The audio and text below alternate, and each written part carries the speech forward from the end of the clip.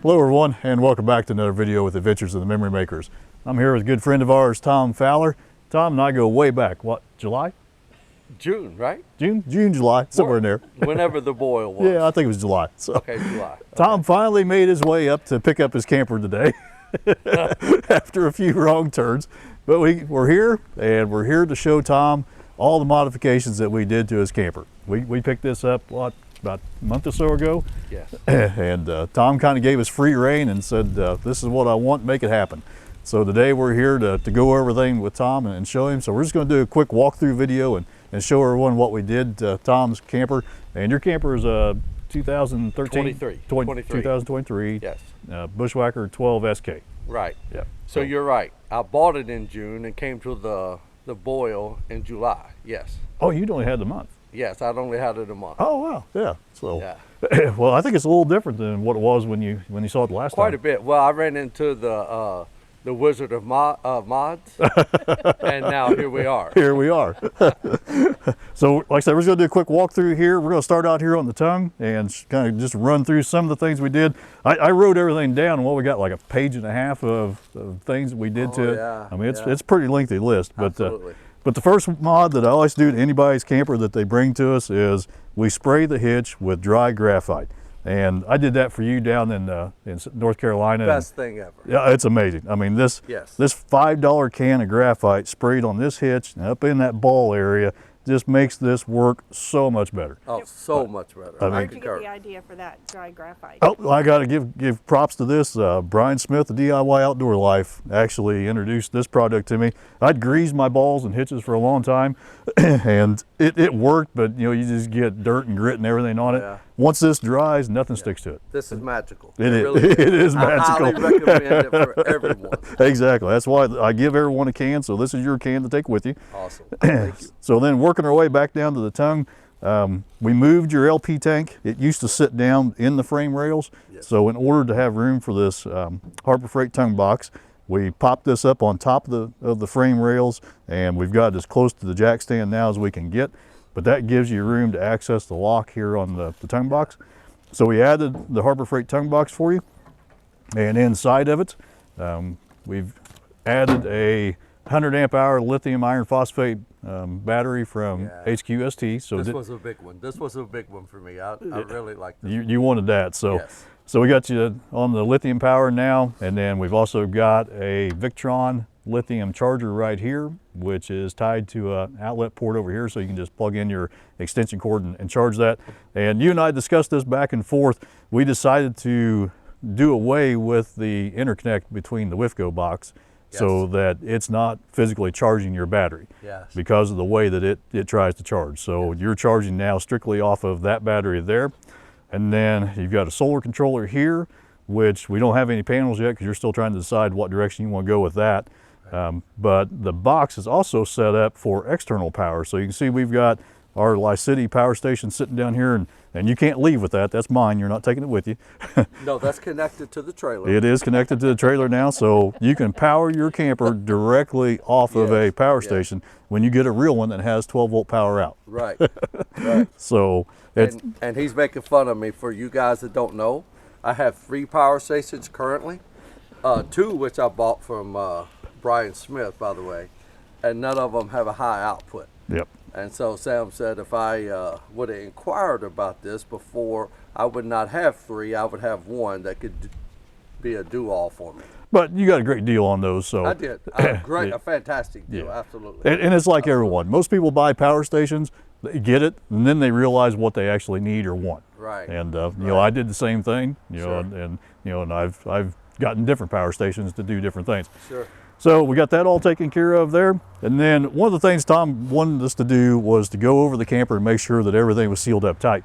And one of the big areas of concerns that you had was this material right here. So this material right here is what the factory uses to cover the gap between this diamond plate material and the actual floor of the camper. And it's a lot better than what they used to do, just with the house wrap material. But you had a hole in yours already. Right. So you saw that and you wanted to see if we could do something with that. And So- you had mentioned, because you was under the trailer at the boil, which was July, then you got this shortly after, and the hole wasn't there prior to. No, But no. it was, you know, just from the trip back from North Carolina to Kentucky. And it was funny position where it was at. I have no idea how that hole got there. It was up Right. underneath. It was kind of in a protected area. Right. So anyway, we cut this out and we made you a metal protector to go in there, just like what we do on the 10 series campers. So we got you taken care of there. We opened up all the sides, you know, between the wall and the floor joint where it comes down like this on the edge, and we'll show some of that here in a minute. But we opened all that up and put all that insulation back up inside the wall where it goes. And then we resealed all that, squeezed it down tight. So now the wall and the floor are bonded together, and you don't have to worry about any leaks there. Now, question. So what you did for mine, is that something you're going to offer the other 12SK members Yeah. that we know of? Yeah, Oh, I okay, kept awesome. I kept a template of what I needed to make so that I can reproduce that part. So if an SK owner needs that, we can get them set up Highly with that. recommend it. Yeah. That I was curious at how durable this was, and it is pretty tough in some ways, but it punctures pretty easily, and it's just not going to last long term. Right. I don't think anyway. Right. So you know that's something that we did. And then obviously you didn't have any awnings when we picked this camper up, No. No. but you spent the evening in ours I did. down at the Bushwhacker Boil during an extreme rainstorm. Yes. And Tom was just blown away at how comfortable we were in the room, and It was amazing. it was a great evening. You know, It was other than the great. fact we missed the boil because we were babysitting the awning. Yes. Yes, we were. Yeah. So obviously we added the ARB awning here on this side and with the annex room, and we'll go inside here after we get done with everything on the outside. But your annex room now is pretty slick on the inside. Right. And I'm really excited about something that's inside the room also. Okay. So we did quite a few mods to it as we went along. You've got the side support mods right here.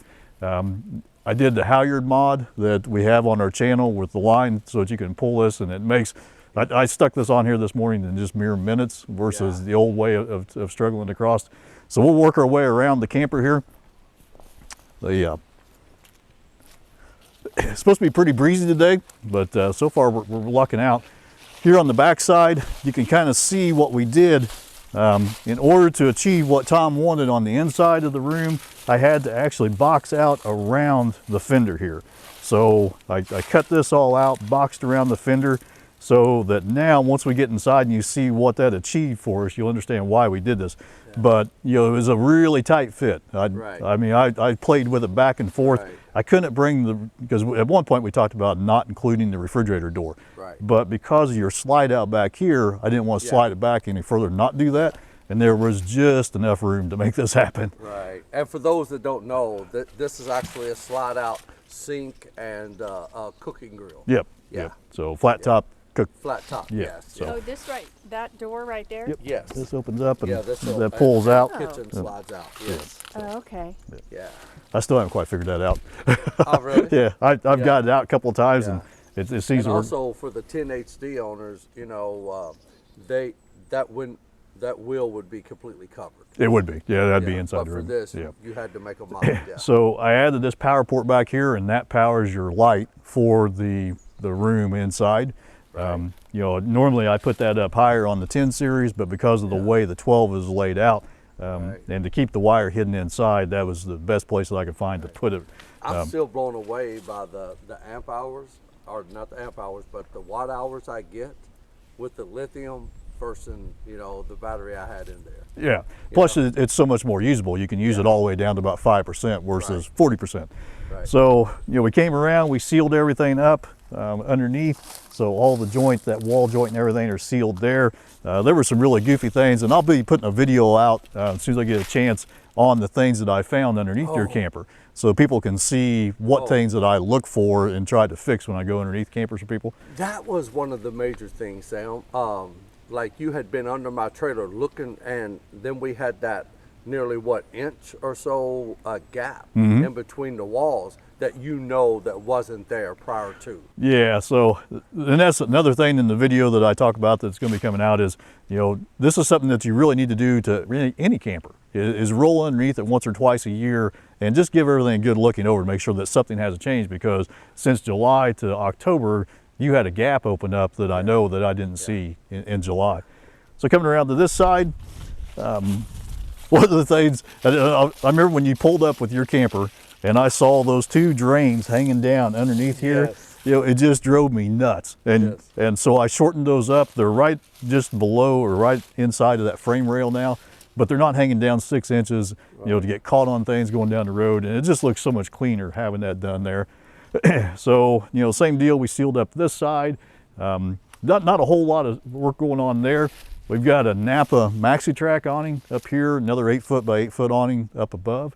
And then this is a mod that I really, really like. And at first you weren't interested in it until Cindy said. Until Cindy says, I cannot believe Tom is not going to do. And which once I thought about it, I was like, it only makes sense to do this. Because you could get out, you know, you could shower, as I think Cindy has taken showers in here. Yep. Okay, you could change clothes if you got an emergency and need to go to the latrine. I mean, it's got a lot of functionality to it. So we attach this just like we do our ARB room. So it attaches to the side of the camper here. And Cindy, this is the first thing she sets up once we get all leveled up in the campground is this room. And then you've got a mod on this that I'm not going to show, but you're the only one out there that's got this mod already on this room that makes this a much more usable room in all types of weather. We'll just put it that way, and then there'll be a video come out to show what I'm talking about there. But it was a big change to this. And then on the inside, we split your lights so that now Bushwhackers, you know, to save a switch, they put all the external lights on one. So I break it apart and put it on 2. So when you open up the door, you can turn on either side independently. You've got a digital thermostat now on the inside. And then back in the back of the unit, one of the things Tom noticed, and I think you told me about, was the heater duct was disconnected, right? So that was one of the things you wanted me to fix, was that heater duct. Well, in the process of fixing that, it was like opening a can of worms. Oh my gosh. So I had to make the back storage area, I had to cut that apart and make those areas removable, and I'll show some pictures of what I did.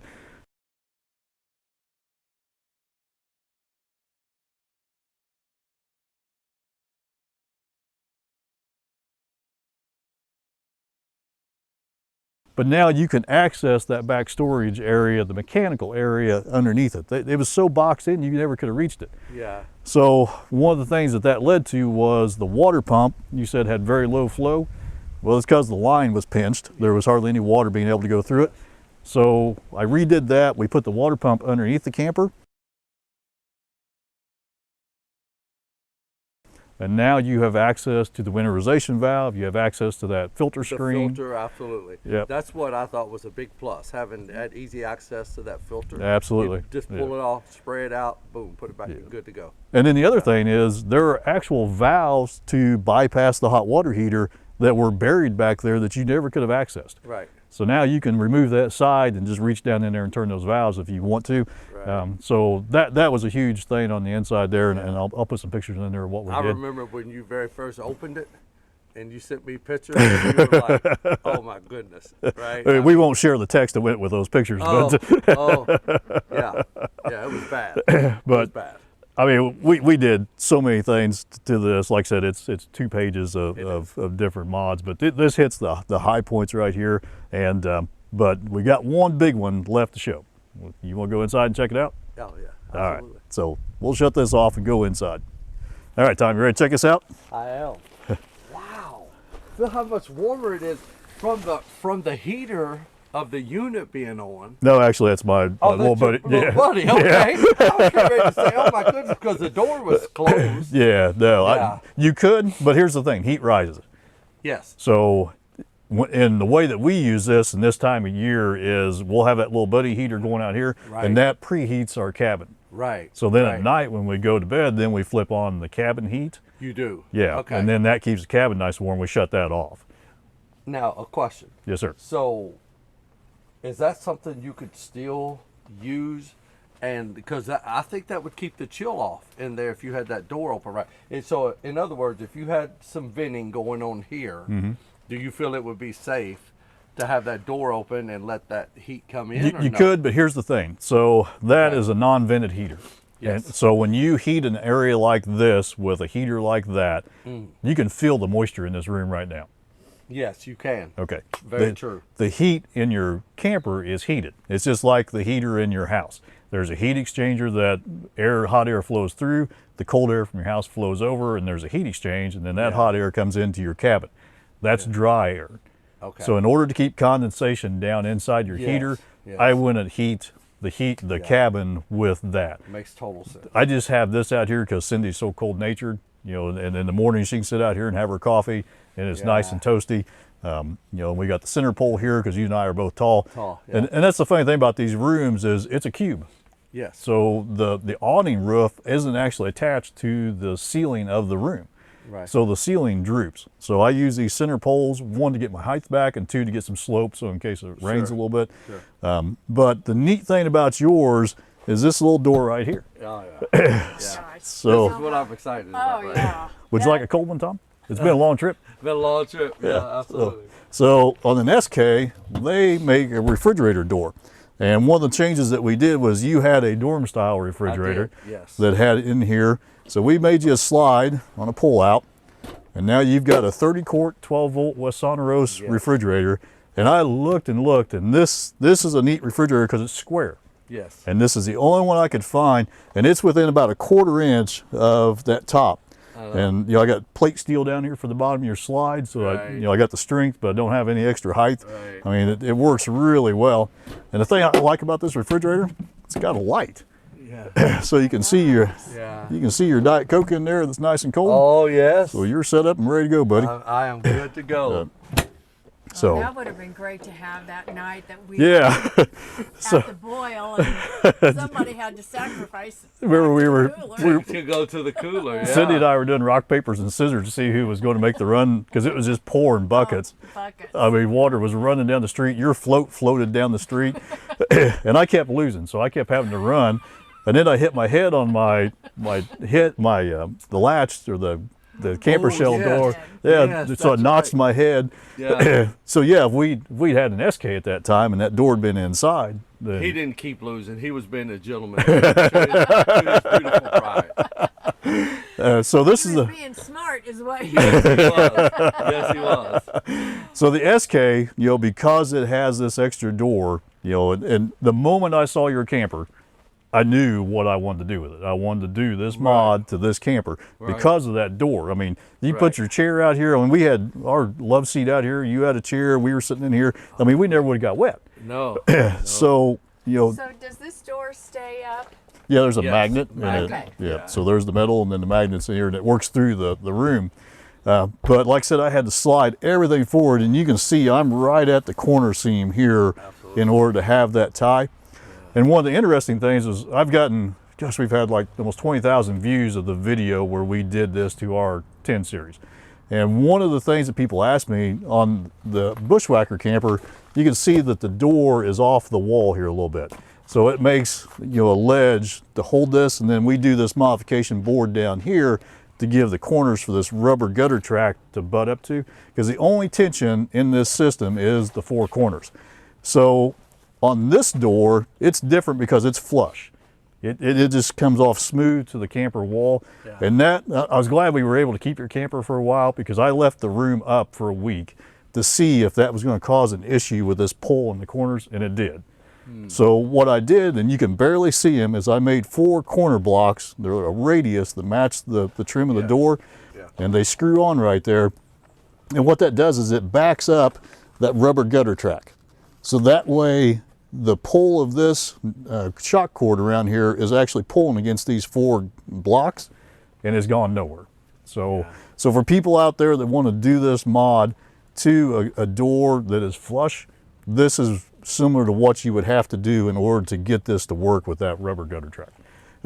But it works really well. So, I mean, I really like that. I mean, this is a nice setup here. You know, you got access to your fridge from the room, so you can hop out in the morning, you know, get in there and get you, you know, something to drink, breakfast going, and you know, just be right there. And then, you know, the room opens up right to your camper.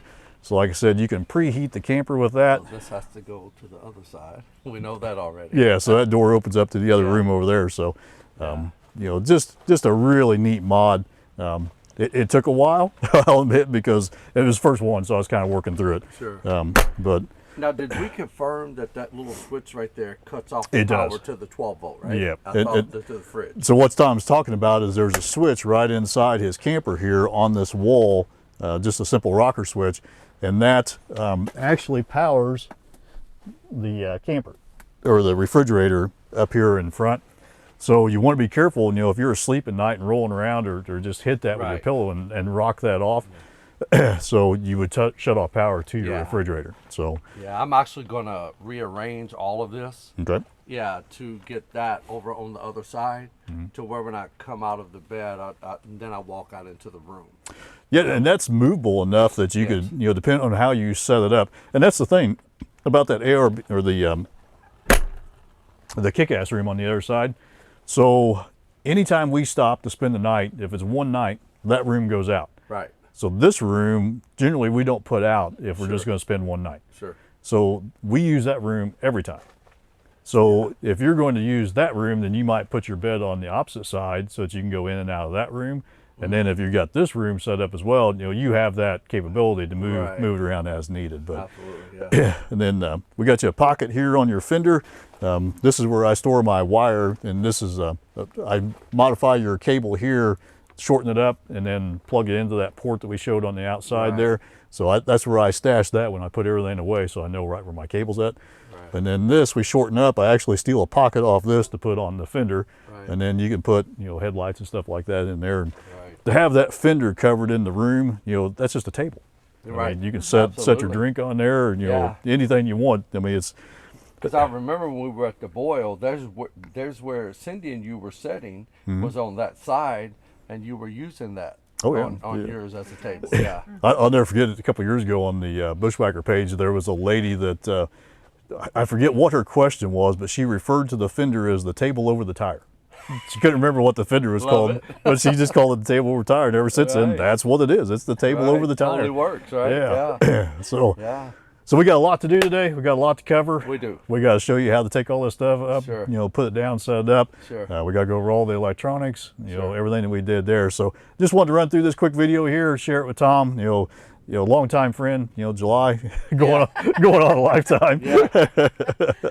But you know, we've done a lot to the camper, and I really hope it increases your enjoyment of it Oh. and gives you more usability. I mean, if Karina, you know, finally figures out, you know, how much this cost you to have done, Right. you might be living in this room. Well, see, I was wondering, you know, with the kick-ass room, I was thinking, is this the doghouse Sam made for me for when Karina gets mad or something? Then that's the little room that I get. She I gets was this and you wondering, get yeah. that. Exactly. Well, at least you'll be covered. I'll be covered. Right, Either way. right, So, right. well, thank you all very much for watching, and you know, we're going to get Tom all lined out here on his camper, and we'll catch you guys on the next video. Until then, happy camping. See you soon. Right.